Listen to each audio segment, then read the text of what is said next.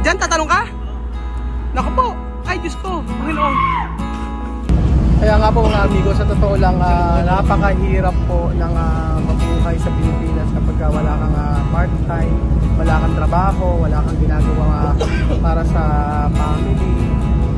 Napakahirap po talaga. Hey!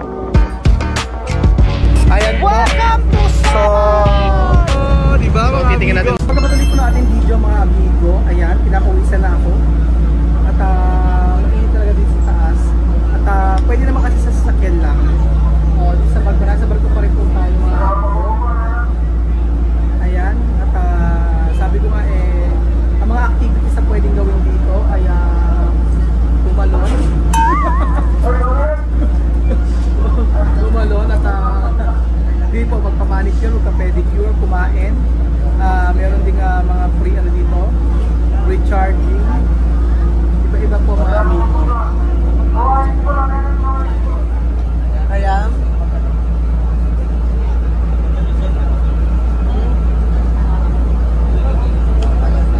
Paalis na po kami mga amigo.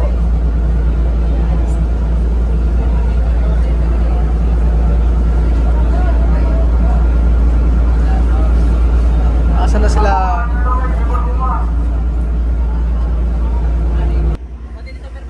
Totoo ba? Tatanong ka rito? Kaya mo? Hay wag! Totoo ba? Sa baba? Baka... Grabe ka! Baka mapagalitan ka rito kuya. Aha.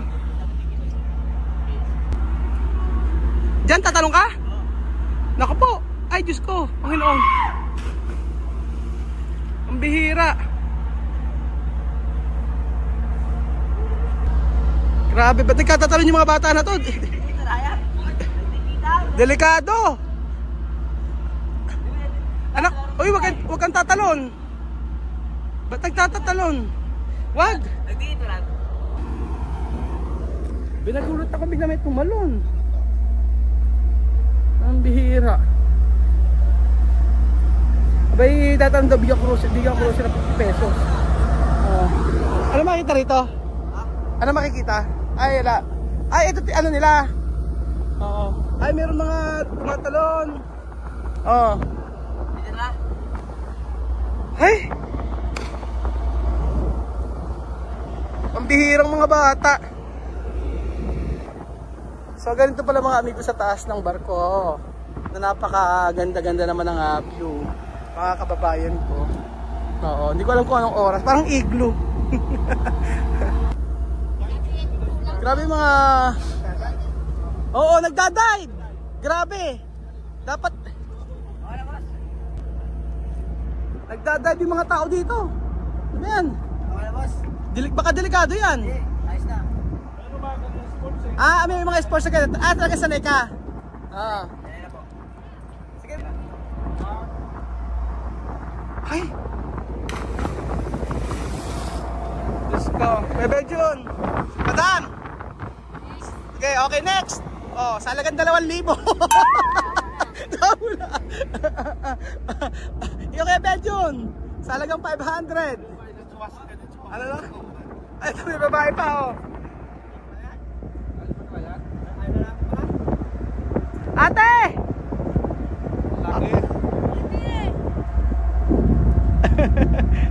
May nagta... Ano to? Sa mga seaman. Sa mga seaman. Bahay ng mga seaman. Oo. Ayan, oo. Okay na, dito tayo. Kaya tatlo, oh. Ginagay kayo. Diretso na, oh. Game. So, siyempre, ganito ang eksena. Ganito, Kuya Jun. Ikaw si Jack. Ito si Rose. Ano yan, Rose? Titanic. Near Park. Dapat ikaw kakanta. Near Park. Tas pa. Ayan pa. Ano ba to? Pagka malulunod na, di ba ganon?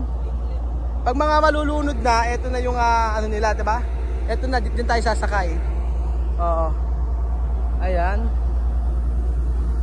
Parang gusto ko maging seaman. Oo.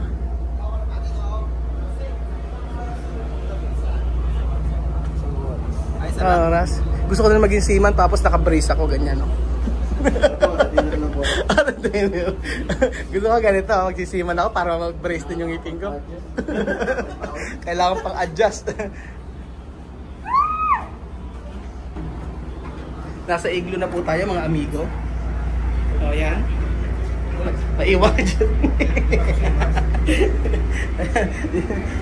Dito tayo. So, syempre saan tayo babalik tayo sa sakyan? O dito lang tayo. Dito muna tayo. Ayan po mga amigo.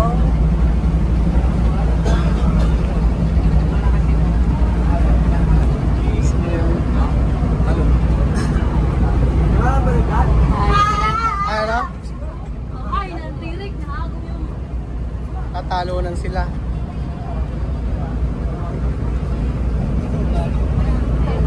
Ano na? Nagtatalunan, ano? Ano na? Pangkanin lang. Kuya, pangkanin lang to. Pangkanin. Bigyan mo, bigyan mo. Bigyan na. Ganun. Oo nga, ang galing no? Ganun trabaho nila, Marvin. In-interview mo, di ba? Ano sabi? Dito daw kasi mahirap ng construction mo tayo. Sweldo lang daw, 300. Oo. Tapos wala daw pre. Ganyan, yung pagkaganyan, magkano yung kinikita nila? 150 hanggang 200. Sa magapon? 150 to 200? Kaya hindi rin sila pwede magpamilya kasi hindi makakabuhay. Sa maghapon, ganun yung kinikita nila? Ayun, lilipat naman sila sa isang barko? Swerte, kung mabigyan ka. Oo. Ibig sabihin 150 to 200 per day. Hinahagisan sila ng barya, no? Hindi ko alam na mega. Alam mo bang mega niyan? Hindi ko. Kaya nga, hindi ko alam eh. Oo. Kaya nga. Akalain nyo, di ba? Yun ang magiging negosyo. Yun ang pinagkakakitaan nila.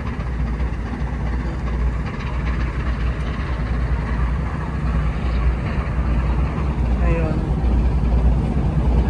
Maganda rin naman yung ganito. Pero kahirap buhay sa atin. Hinahagisa ng barya, hagis yung barya, hagis, tapos kukunin sila ilalim. Eh di ba malalim yun? Malalim. Kukunin nila.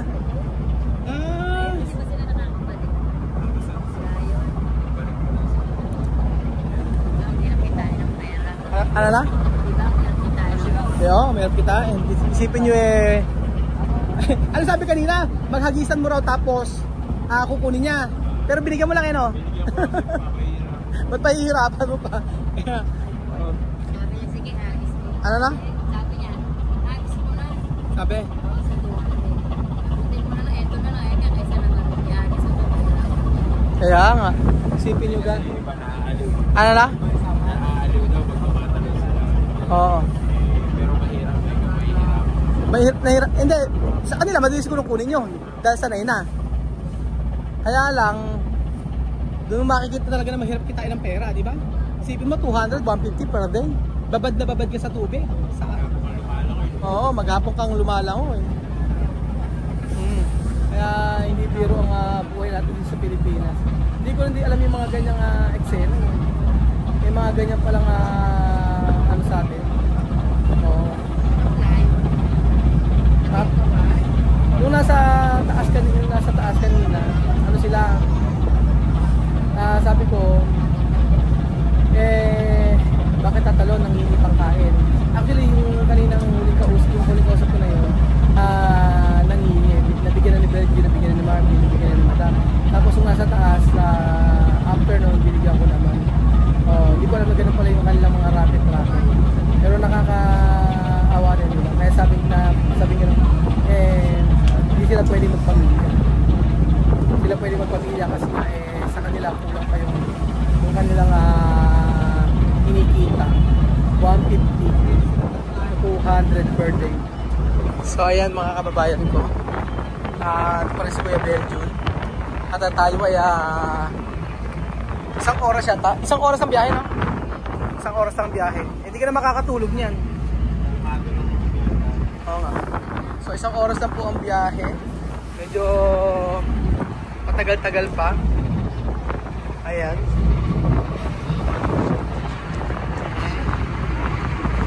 Hindi pa tayo. May mga sasakyan din, no?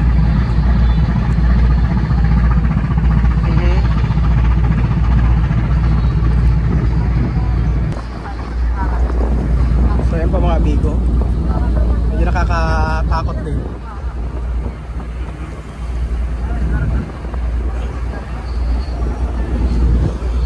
Kanina lang masikip, ngayon malamig na, hangin ako.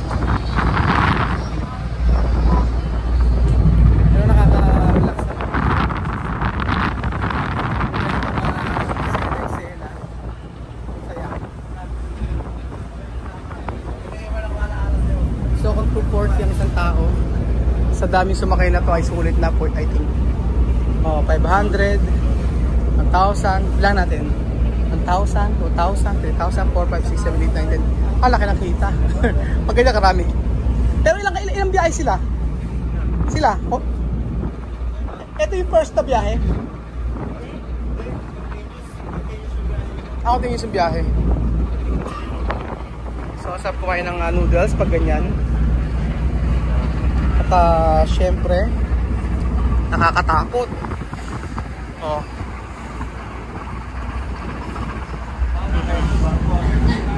Kaya nga. Ayan po mga amigo, wala po akong choice kung hindi po ito ang kainin ko. Yes po. Dahil po wala namang ibang pagkain. Meron pala itong kanin tsaka beef, pork steak. Kaya lang, gumigiwang-giwang pala. Ganito ba? Gumigiwang-giwang po pala mga amigo yung barko. Tapos may charging station sila, di ba mga amigo? At napaka-social po ng barko na ito, naka-fluted panel. At naka-PVC. O, diba? Kain po tayo mga amigo. Pero meron tayong pritong bangus. Cracker, 15 pesos lang. So, dito lang palang busog ka na mga amigo. Yun lang ang mga pagkain. Pero may mga burgers, hamburger siya. Tsaka mga, yan, may mga hamburger sa tinda. Yan. Merong ganito. Tsaka hotdog. Tapos merong kung ano-ano lang. Red pala rito. So yung CR, may CR ba dito? Ay, gumagano.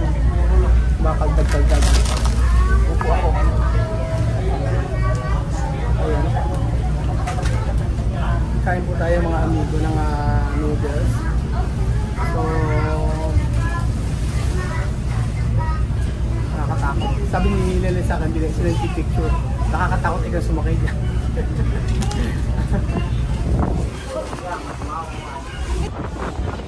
So siyempre po mga amigo, gumigewang-gewang siya, ang hirap.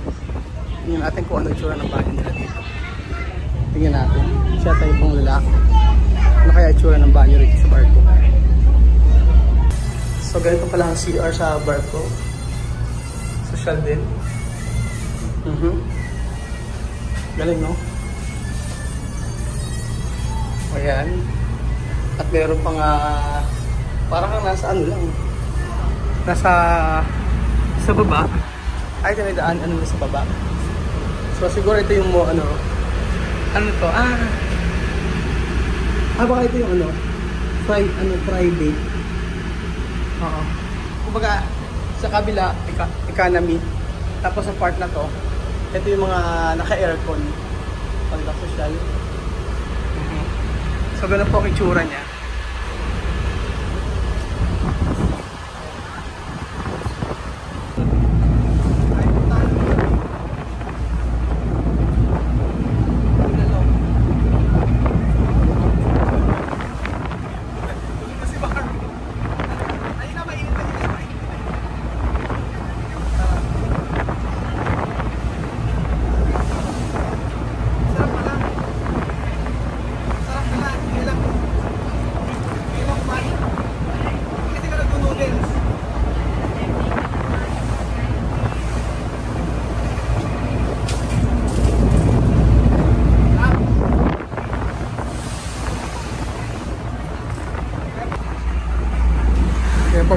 nag-aalisan na po sila doon sa part na yon kasi lakas po ng ulan.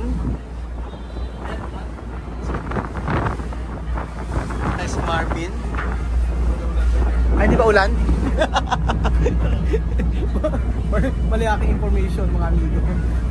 Ayan po si Petit tsaka si Bandog. Mga antok po. Si Kuya Belgio na relax. Ayan.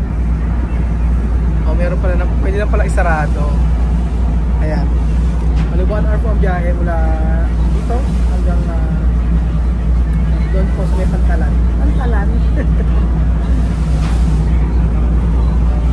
Ayan po mga amigo.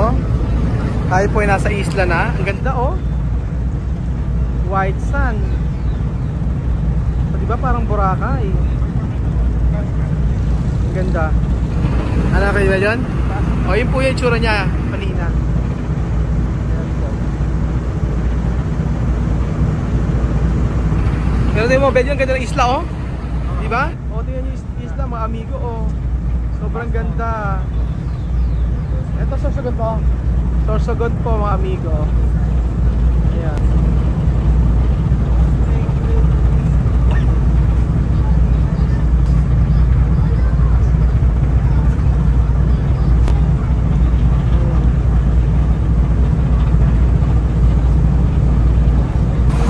So malapit na po kami mga amigo at grabe yung lubid na to.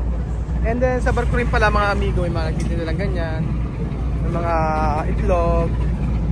Ayan. Saging, suman. O diba? So all in one na.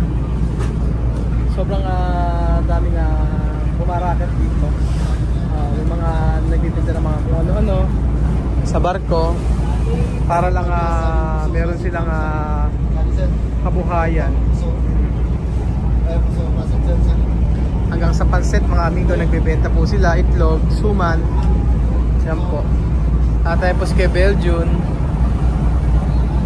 ay si Madam, bagong gising.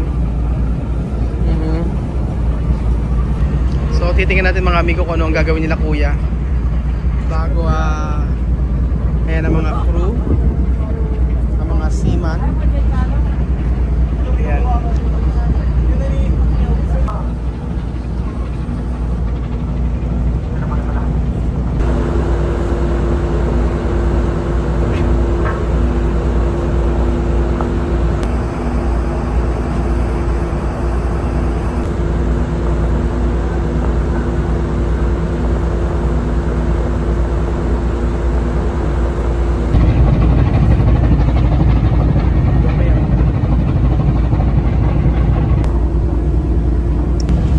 Po mga amigo, sa totoo lang napakahirap po ng mabuhay sa Pilipinas kapag wala kang part-time, wala kang trabaho, wala kang ginagawa para sa family.